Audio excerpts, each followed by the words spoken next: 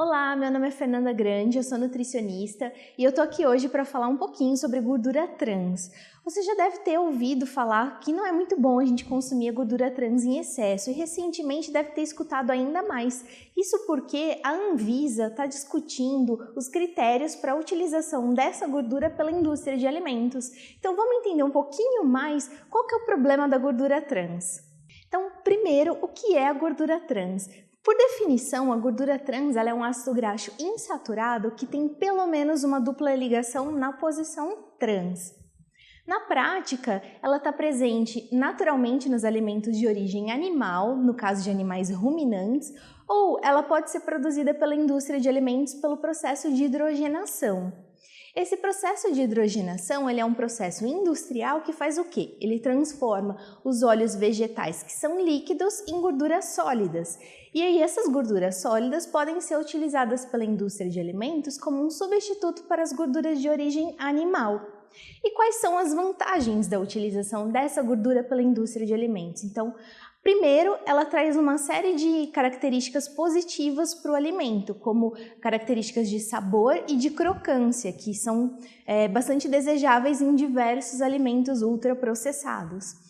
Além disso, ela tem duas outras grandes vantagens para a indústria de alimentos. Então, a primeira é que ela aumenta a vida de prateleira do alimento. Então, o que quer dizer isso? Ela faz com que o alimento tenha um prazo de validade maior. E, além disso, o custo da gordura vegetal hidrogenada ele é menor quando comparado com a gordura animal. Então, por isso, ele é bastante utilizado pela indústria de alimentos em alimentos ultraprocessados, como, por exemplo, biscoitos recheados, sorvetes e pipoca de micro-ondas. Mas então, se a gordura trans tem todas essas vantagens, por que ela não deve ser consumida em excesso? Então, o excesso ele é prejudicial à nossa saúde porque ele está associado a um aumento nos níveis de colesterol. Então, na verdade, a gordura trans ela tem um duplo efeito nos níveis de colesterol sanguíneo. Ela tanto faz aumentar os níveis de colesterol ruim, que é o LDL, quanto diminuir o colesterol bom, que é o HDL. Então, por isso, a gordura trans em excesso está muito associada ao desenvolvimento de doenças cardiovasculares, como, por exemplo, o infarto. E segundo dados de 2019 da Organização Mundial da Saúde, cerca de 500 mil mortes por ano estão associadas ao consumo excessivo de gordura trans.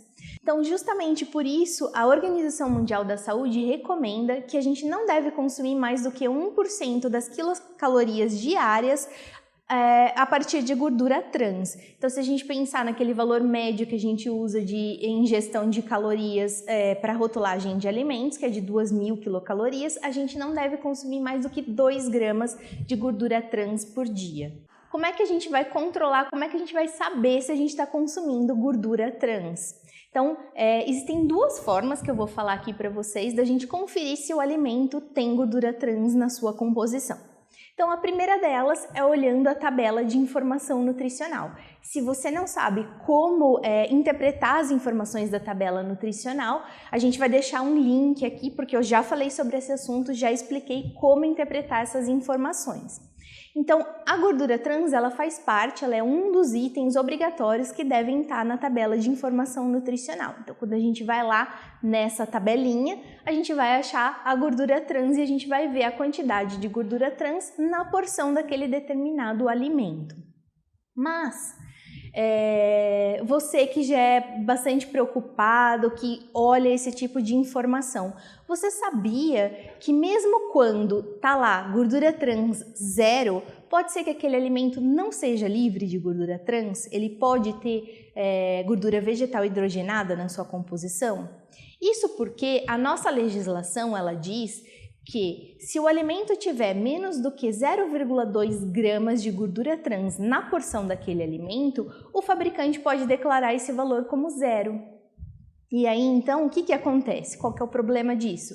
O fabricante pode usar um tamanho de porção que permita essa declaração como 0 e às vezes essa porção ela não reflete exatamente a quantidade que a gente consome.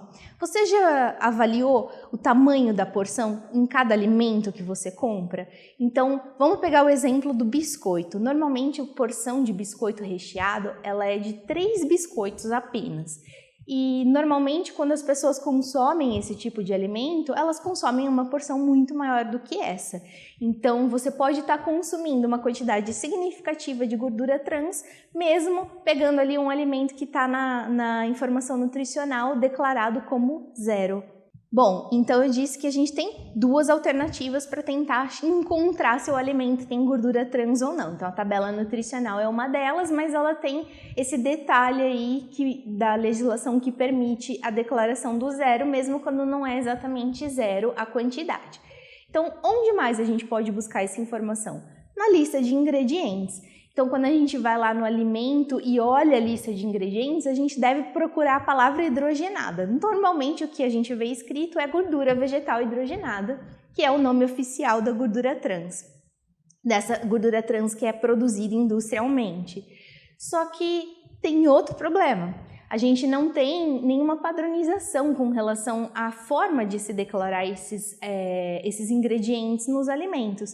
Então, muitas vezes a gente vê informações lá dizendo apenas gordura vegetal, ou creme vegetal, ou margarina. E esses ingredientes, eles podem ou não conter gordura trans. Então, a gente ainda, mesmo assim, pode ficar na dúvida se aquele alimento tem gordura trans ou não. Então é justamente por isso que atualmente a Anvisa está discutindo os critérios para a utilização dessas gorduras pela indústria de alimentos. A ideia é restringir o uso da gordura trans de forma gradual nos alimentos industrializados.